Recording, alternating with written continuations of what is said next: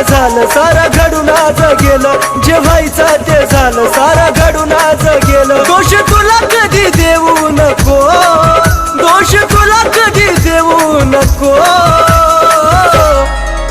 माझा जीव जरी गेला तरी मला भेटाया येऊ नको. माझा जीव जरी गेला तरी मला भेटाया येऊ नको.